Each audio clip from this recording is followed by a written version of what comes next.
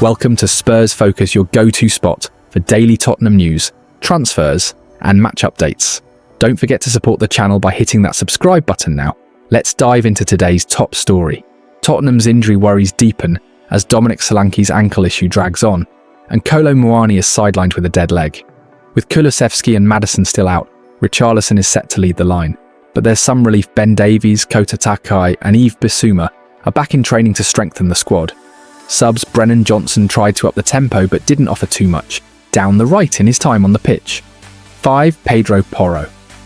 Same as Johnson, he didn't particularly add anything more than what had already been there on the right. 5. Pape Matar Sarr, back in the squad, and picked up a crucial late assist in teeing up the ball for Palhinha. 6. Wilson. Odobi. Plenty of running into players rather than doing anything with the ball with his late cameo. N/A Mathys Tell. In contrast, he made the difference with his cut inside and low cross that found Sarr. NA. Speaking about Solanke's setback, new Tottenham head coach Thomas Frank admitted the injury has been tricky to manage. I think sometimes, let's say you have got a calf sprain or hamstring or even ACL, it is very simple. Very easy to deal with, he said of the ankle problem. Sometimes it is just a little bit more tricky, so this is a little bit more tricky without being a problem. I expect Dom back as soon as possible. Frustration over Solanke's continued absence has been compounded by the loss of Kolo Muani, who joined the club on loan from Paris Saint-Germain in the summer. Frank confirmed that the France international has a minor injury described as a dead leg, which was enough to keep him out of Monday's session. Kolo Muani has made just one appearance for Spurs so far, coming off the bench for the final 13 minutes of the 1-0 win over Villarreal in the opening round of the Champions League group stage. It means Richarlison is expected to continue leading the line for Spurs, who are already without attacking midfielders Dejan Kulusevski and James Maddison due to long-term injuries. Frank was at least boosted by the return to training of veteran defender Ben Davies, while Kota Takai also took part after recovering from a plantar fascia issue. Yves Bissouma was involved too following a recent knee problem. Pep Guardiola has revealed Savinho is close to signing a new contract at Manchester City after a summer where he was heavily linked with a move to Tottenham. Savinho was the subject of strong interest from Tottenham last month, but talk of a £69 million move to North London ultimately came to nothing, and the 21-year-old is now expected to sign a new deal, committing himself to City until 2031. We were so clear that we want to keep him, Guardiola said after Savinho started in Saturday's 5-1 win over Burnley, days after getting his first goal of the season in the Carabao Cup win over Huddersfield. It depends on the offer. From Tottenham, maybe the offer was not good enough for the club, I don't know, but of course at his age, last season he played a lot of minutes. He can play on both sides, right and left, has pace that is unbelievable. So in that term, he's really good. Savinho is in line to follow a number of Guardiola's squad in signing fresh terms.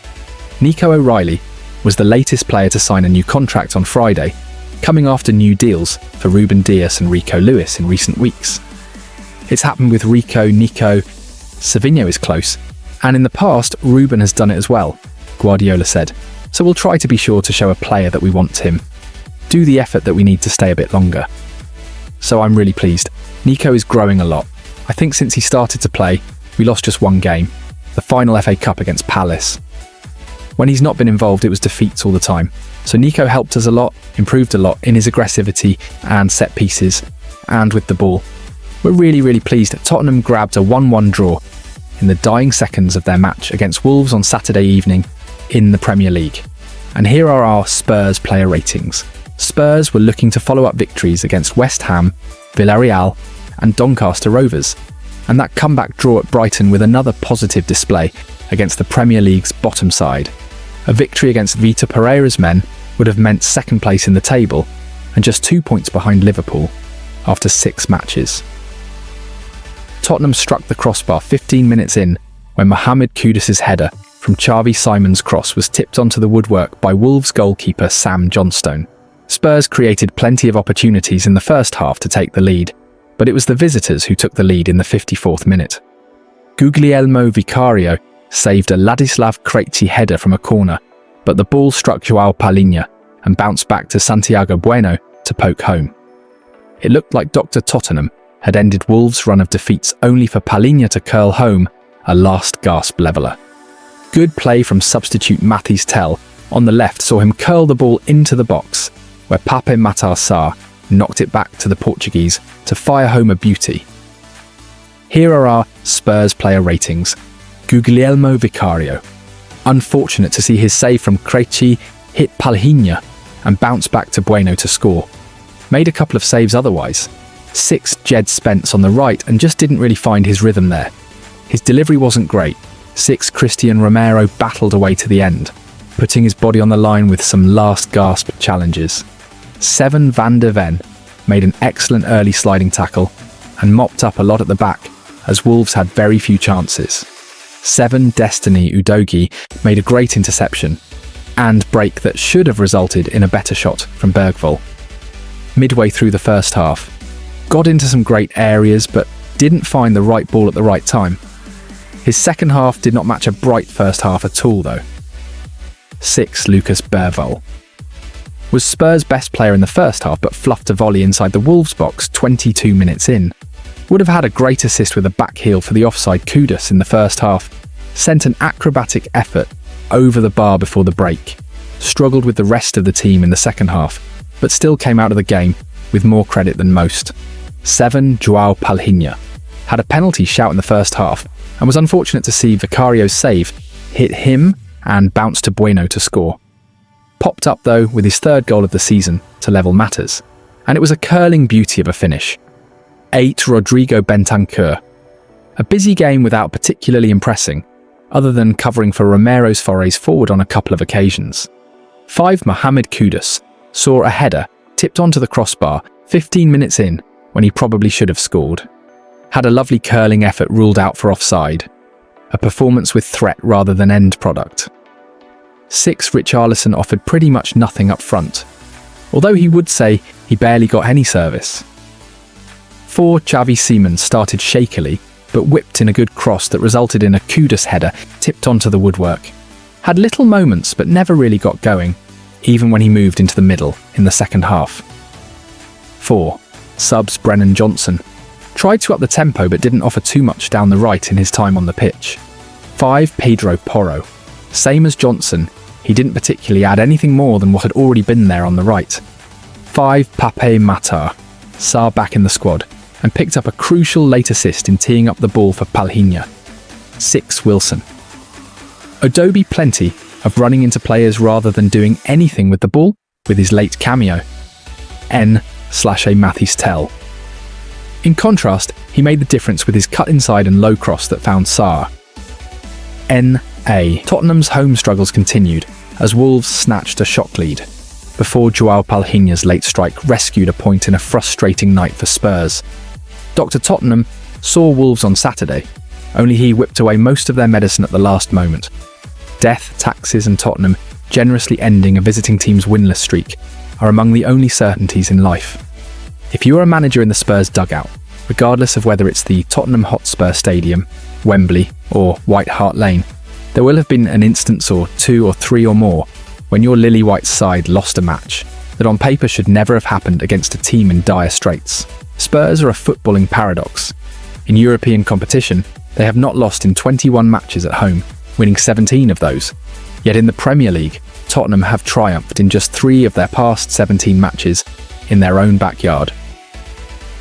That's an abysmal record at a huge 62,850-seater stadium that was built to be a fortress, not a place filled with groans, moans and boos. On Saturday night, 60,537 fans filed into the huge arena on Tottenham High Road, and they got 2 different halves of football for their money. The first period at least brought some creativity and chances with Mohamed Kudus, seeing an early header touched onto the crossbar with Sam Johnstone. It was the 7th time the Ghana international has hit the woodwork since the start of last season, more than any other player in the Premier League. Lucas Bergvall fluffed a good chance in the box after a great break by Destiny Udogie.